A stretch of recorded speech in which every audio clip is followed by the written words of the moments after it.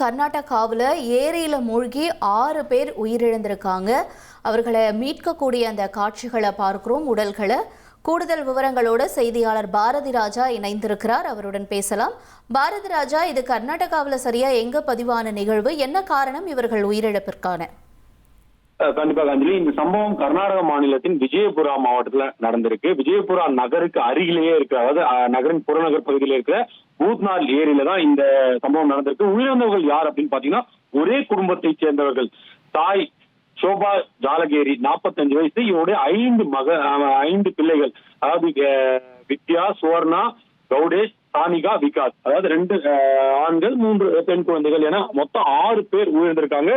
இப்போதைக்கு போலீசார் உடல்களை கைப்பற்றிருக்காங்க. இந்த சம்பவம் எப்படி தெரிய வருது அப்படின்னா, அந்த பகுதி வழியாக பொதுமக்கள் நடந்து சென்று கொண்டிருக்கும் போது அங்கு உடல்கள் மிதப்பதை பார்த்து ஆதர்ஷ் நகர் போலீசாருக்கு தகவல் கொடுத்திருக்கார்கள். போலீசார் தற்போது உடல்களை மீட்டிருக்கிறார்கள். அந்த காட்சிகளை தான் நம்ம பாக்குறோம். உடல்களை மீட்ட அவர்கள் விசாரணையை தொடங்கியிருக்காங்க.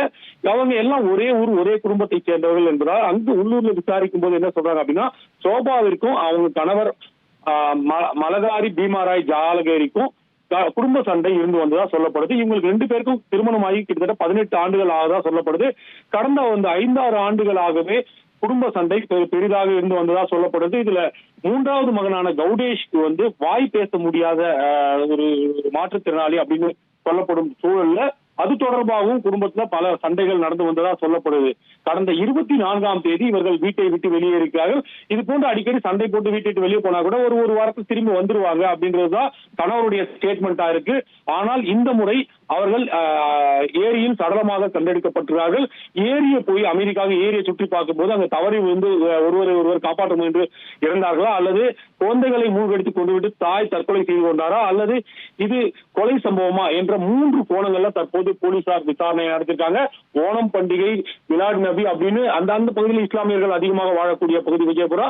இது போன்ற பண்டிகை கொண்டாட்டங்கள்ல ஈடுபட்டிருக்கும் வேளையில ஒரே குடும்பத்தை சேர்ந்த அந்த 6 பேர் உயிரிழந்திருக்கும் சம்பவம் அந்த பகுதியில் ஒரு பெரும் சோகத்தை ஏற்படுத்தியிருக்கிறது. அஞ்சலி, உங்களுடைய விரைவான தகவல்களுக்கு நன்றி பாரதி ராஜா. கர்நாடகாவில் ஏரியில மூழ்கி 6 பேர் பலியாக இருக்காங்க. என்ன காரணம் என்பது தொடர்பான விசாரணை முடுக்கிவிடப்பட்டிருக்கக்கூடிய நிலையில் விவரங்களை செய்தியாளர் பாரதி ராஜாவு வரைக்கும் நாம கேட்டோம். இனி செல்லும் இடமெல்லாம் செய்தி. தந்தி டிவியின் வாட்ஸ்அப் சேனலை ஃபாலோ பண்ணினா செல்லருக்கும் இடமெல்லாம் செய்தி. இதோ QR கோட், இப்பவே ஸ்கேன் பண்ணுங்க, ஃபாலோ பண்ணுங்க.